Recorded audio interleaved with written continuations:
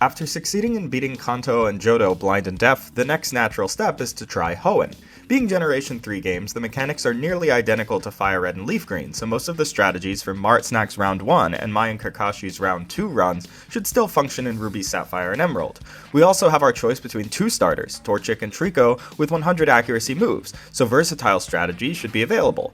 But there is trouble in these games from the very beginning. Unlike in most Pokemon titles, you actually have to win the first rival battle to proceed in the game. You have access to potions, but iterative potion strategies only work if the rival cannot two-shot you. Even with 0 IVs and a neutral nature, the rival can two-shot the worst Torchic at any level lower than 7, and Trico at any level lower than 8. Undesirable strategies can account for this, such as leveling in the grass, but this is not only unpredictable, it's also not guaranteed that we can even beat these Pokemon.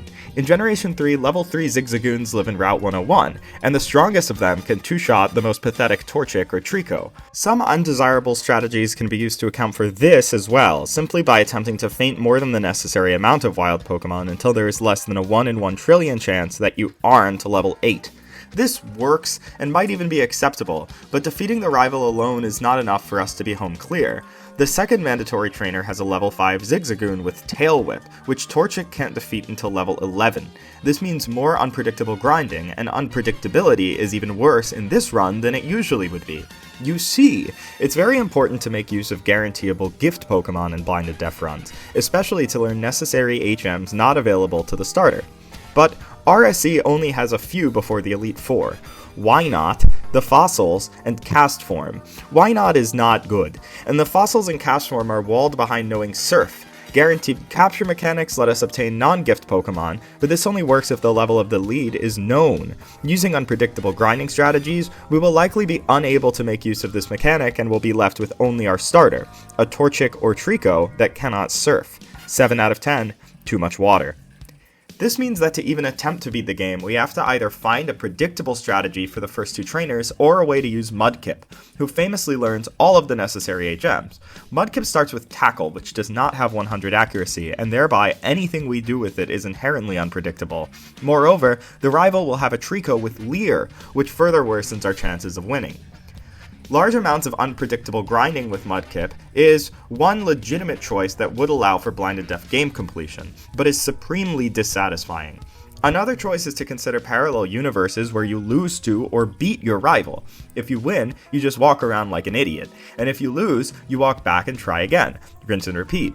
This could work with any starter and gives predictable experience, but would then require repeating this process on Zigzagoon. So, can you beat Ruby, Sapphire, and Emerald Blind and Deaf? I don't know, probably. It's just really stupid. These games are stupid and inaccessible, and I don't even like them anymore. However, Hoenn might be possible to overcome in a more reasonable way if we look to the Omega Ruby and Alpha Sapphire remakes. It is clear that Game Freak decided to make these games more accessible by making certain changes to the early game. For one, starting in Gen 5, Tackle is now good. It has higher base power and 100 accuracy. Mudkip can thereby be used. The starters also get elemental moves, meaning Mudkip starts at level 5 with Water Gun. Despite this, the rival's Trico only knows Pound, an easily missable but purposeful accessibility feature that makes it much easier to win the battle, as our defenses can't be lowered.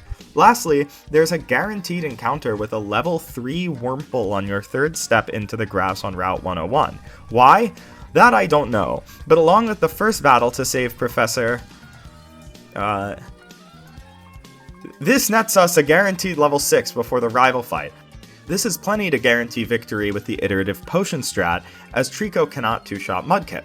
We are also guaranteed a win on the first Zigzagoon, so this is the start of Tongi Bacala's Hoenn journey. I'm throwing out my Game Boy Advances and starting on Alpha Sapphire.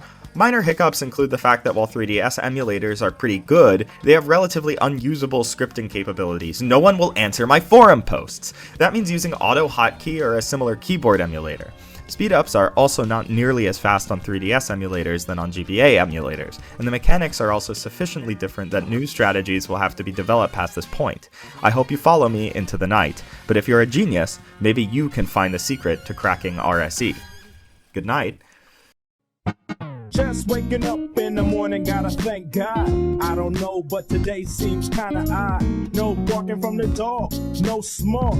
And mama cooked the breakfast with no hog. I got my grub on, but didn't dig out. Finally got a call from a girl I wanna dig out. Hooked it up for later as I hit the dope, thinking will I live another 24?